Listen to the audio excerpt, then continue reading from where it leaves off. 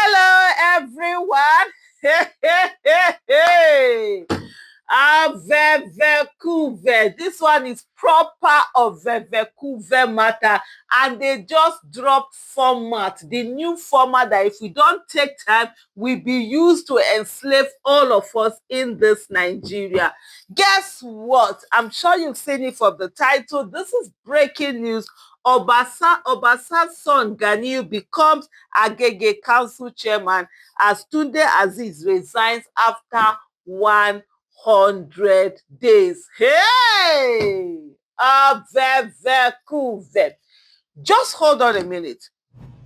If you don't know what this is about, let me take you back on a journey. So sometime last year, was it early this year? There was a drama. It was this year. There was a drama that came up, and in that drama, it all revolved around the Lagos State House of Assembly Speaker Obasa, who was removed from office. I didn't even know that he's been there for a very long time. He was impeached or he was removed, and another person was sworn in. He was not in the country when it happened. There was a lot of drama. First of all, they said there was corruption. There was allegation of corruption he was involved with, and then there was drama. There was report that the first lady had called EFCC to drop it. There was Tinubu angry at the Lagos State governor for daring to remove Obasa, whom he said is his right-hand man.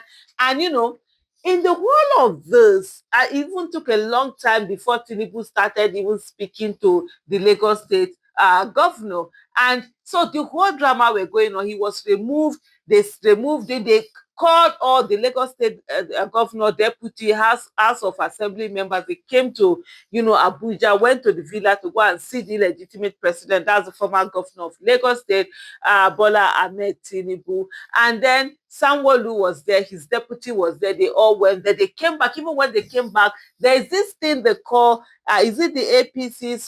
I've forgotten what their name is right now. Some group in APC that have really like control over the whole thing. And some of members of that group were angry and saying that, look, Tinubu is not God. He cannot be the one to come and dictate to them when they've already done this thing. They've removed it and stuff like that. Well, all of that drama, at the end of the day, guess what happened? Yeah, even the speaker, because the former deputy speaker was not sworn in as speaker, the lady, she said she was not going to come down. There was a lot of fighting, whatever she got in. Obasa came back from abroad. Long story short, Obasa was reinstated. That woman that was made speaker came back to being deputy governor. All of that drama, blah, blah, blah, happened. Then the council election, which is the local government election, was going to happen. And then the next thing, Obasa's son was running for office. He was running to become chairman of the council of the local government. And so a lot of people got angry. We're like, is it only you? This power tussle, is it the only one? But in the meantime, it was said that Obasa had also shown interest. He wanted to run to be governor of Lagos State. And some people felt that was one of the reasons why he had issue. But anyway, that's done about Obasa. Let's come back to his son. I think his son's name is Ganiyu, if I'm not mistaken. But just hold on a minute. Let me be very sure of that. Yes, indeed, the name is Ganiyu. And so let's come back now to Ganiyu. And so what happened? He wanted to run to be chairman. And so people were angry. People were like, no, this is nepotism. This is it, you only want, blah, blah, blah, blah, blah. At the end of the day, like I saw an article where someone says he actually listened and stepped down, but he didn't leave the race. He became a deputy chairman. And said, if I not be chairman, no wahala, I'll be the running mate. And that's how they ran for office. And they won. Of course, they won that place because his father is said to be the iron hand of that particular region. But guess what? All these things that I'm saying, the chairman has resigned, and that Ganiyu Obasa's son is now the chairman. Because the other one, after just 100 days, he resigned, citing medical issue. Did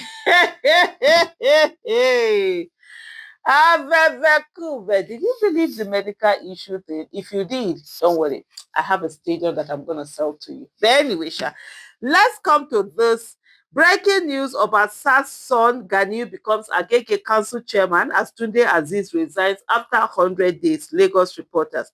A new twist has emerged in Agege local government politics as Ganiu Obasa, son of the Speaker of the Lagos State House of Assembly, Right Honorable Mudashiru Obasa, has officially assumed office as the chairman of Agege local government following the resignation of the former chairman, Honorable Tunde Azeez, popularly known as Disco, who stepped down citing health challenges.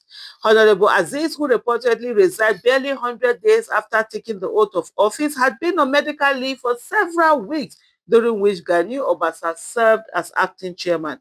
His resignation has now paved the way for Gani to officially lead the council. However, the development has sparked political controversy, with some party insiders alleging that the transition had been pre-planned from the outset. According to these reports who spoke with Lagos reporters, according to these sources who spoke with Lagos reporters, Speaker Mudashiru Obasa was said to have initially sought the party's nomination for his son to contest as chairman, but the move was turned down. He was later said to have supported his political ally, Tunde Azeez, to secure the chairmanship ticket, while his son Ganiu was nominated as vice chairman.